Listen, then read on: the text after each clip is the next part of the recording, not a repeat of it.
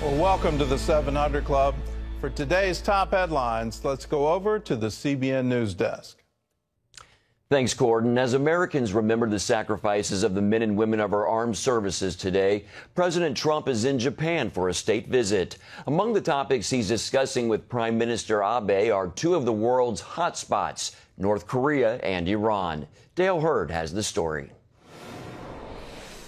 The Japanese gave President Trump a lavish state welcome, befitting the first world leader to meet with Japan's new emperor. Trump and Japan's prime minister had plenty to talk about. We are going to discuss various challenges of the international community, including North Korea. The president tweeting that he's not bothered by the rogue regime's recent small-range missile launches. He's confident Chairman Kim will keep his promise to get rid of the nation's nukes. I personally think that lots of good things will come with North Korea. That seems in contrast with National Security Advisor John Bolton, saying the test violated UN Security Council regulations. The North Koreans responded by calling Bolton a warmonger. On NBC's Meet the Press, Trump Press Secretary Sarah Sanders said the president thinks a good relationship with Kim is essential. The president's focus in this process is the relationship he has and making sure we continue on the path towards denuclearization. But on Fox News Sunday, Trump ally Senator Lindsey Graham said Kim will only give up his weapons when forced to. The only way Kim will give up his nuclear weapons if he believes he's better off without them, and you got to make the threat of military force real if he continues to develop missiles and bombs directed at America. What we do in Venezuela and what we do in Iran will make a difference as to how Kim reacts to us in North Korea. In Japan, Trump also talked about Iran, and with Abe considering visiting the Islamic regime next month, Trump could be open to talks with Iranian leaders. And I do believe that Iran would like to talk, and if they'd like to talk, we'd like to talk also. We'll see what happens. But I know for a fact that the Prime Minister is very close with the leadership of Iran, and we'll see what happens. That would be fine. Nobody wants to see terrible things happen, especially me. The administration is sending 1,500 more troops to the Middle East as force protection as tensions with Iran increase. This after surveillance showing Iranian militia moving missiles onto boats, resulting in a carrier group and B-52s being sent to the region. Dale Hurd, CBN News. Europe is living in a new political reality today after more conservative nationalist and environmentalist groups did well in the European Union's parliamentary elections, shrinking the numbers of the ruling pro-EU political parties. Turnout was the highest in 25 years at just under 51%, as voters took their concerns about immigration, security, and climate to the ballot box. The results mean the EU Parliament will remain highly fractured for the next 5 years. Here at home, Democrats are angry over President Trump giving Attorney General William Barr power to declassify documents as he investigates the origins of the Russian probe. The president now calling the FBI's investigation into his campaign a criminal act. This as more Democrats are calling for impeachment, but Republicans are hitting back.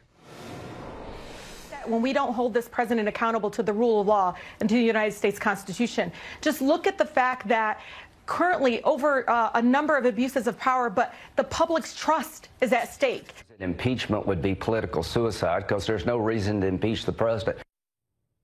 This weekend, the president's attorneys reached an agreement with Congress delaying the handover of bank documents related to Mr. Trump's business transactions. Residents of El Reno, Oklahoma are cleaning up after a suspected F2 tornado ripped through their town this weekend. At least 2 people died and 29 others were injured. The twister cut a path of devastation 2 miles long through the Oklahoma City suburb, making a direct hit on this hotel and taking out a mobile home park, turning homes and buildings into piles of debris. Bodies everywhere, people everywhere, don't know dead or alive. Pray for the families. People have absolutely lost everything. About 177 tornadoes have hit the Midwest in the past week. The region is on alert for more in the coming days. Across the country today, Americans are remembering loved ones lost in the service of our country. Sadly, a growing number are dying by their own hand. In 2018, more than 7,500 retired and active duty military members took their own lives. But one organization hopes to change that by helping vets fight their way back to restoration. Veterans fighting overseas not only suffer physically, but emotionally as well. Hidden battle scars that make life difficult back home. That's where Operation Restored Warrior comes in. To find it, CBN News traveled to the heart of Colorado. While the program welcomes all faiths, its core Christian ministry is the 5-day program called the Drop Zone. A drop zone is a place in enemy territory where you go take that ground. And very often in kind of Christian environments, we refer to things as retreats. I'm going to go to a retreat. And that just didn't sit well with us as professional military men. It's like, well, why are we retreating? How about if we go gain ground? So we specifically call coming to a drop zone a counterattack. And that appeals to warriors. That counterattack is threefold: rescue, rebuild, and restore. Warriors come to this place because they're looking for hope. And often the enemy has just beat them down. But this is the place where they know there's some hope. And then when they get here, what they find out is that this is where healing is. And that hope and healing is here because Jesus is here. The intensive program targets areas of the heart that need healing. ORW leaders hold to the belief psychology reveals, Jesus heals, and say it's been proven hundreds of times. For participants like Navy veteran Paul Williams, the program can be a literal lifesaver. I had written a note, and I was ready to go. And it just didn't happen, you know. I went back to my truck to go get the gun, and it wasn't there. So I just started praising Jesus with my praise and worship music, and said, you know what, I need to give this ORW, Operation Restored Warrior, a really good shot. And that decision led to victory. I was able to open up to Paul, the founder of ORW, about all the trash that I've been carrying. And it felt so good to finally just let it out, you know. And I can't thank this organization enough. I mean, I came here fighting for my life.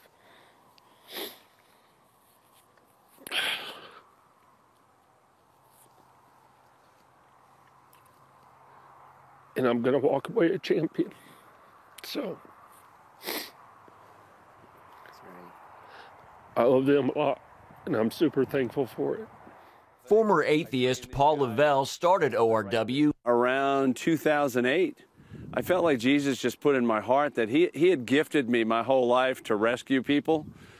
And I felt like I had a unique gift of healing as well. But I had no idea it had to do with anything spiritual. And about 2008, I just felt this nudge that I had to do something. ORW, our focus is to heal. And we bring Jesus into that healing process. Army veteran Braxton Dunbar dealt with many things, including suicidal thoughts, before coming to ORW. I was definitely a broken man. Had a lot of depression and anxiety, a lot of anger, a whole lot of anger, and just felt lost. Really, just didn't know where my place was. Didn't know how to find my place either. Dunbar accepted Christ during the drop zone and decided to get baptized. The same individual that prayed with me, Jordan, kind of came to me and said, you know, you accepted him yesterday and you verbally accepted him into your life. Would you want to show the action of it? And there was no question at all. I said, absolutely, I'd love to. Retired Air Force Chaplain Steve Frick also received healing through the program. ORW doesn't just help, they heal. And that's a little hard to hear when you first get here, but I'm telling you, it's true. Retired Command Sergeant Major Chris Fields is the drop zone lead facilitator. He too once contemplated taking his life and also lost fellow service members to suicide. Fields understands the urgency of going through this program before it's too late. Don't wait another moment to reach out and to ask for help. I used to think that I was 10 feet tall and bulletproof. I ate barbed wire in the morning, and you can surmise what I did in the afternoon. But when I reached out for help, I'm stronger than I ever was. And it just takes one moment to say, okay, let me see what this is all about. And then let Jesus take it from there.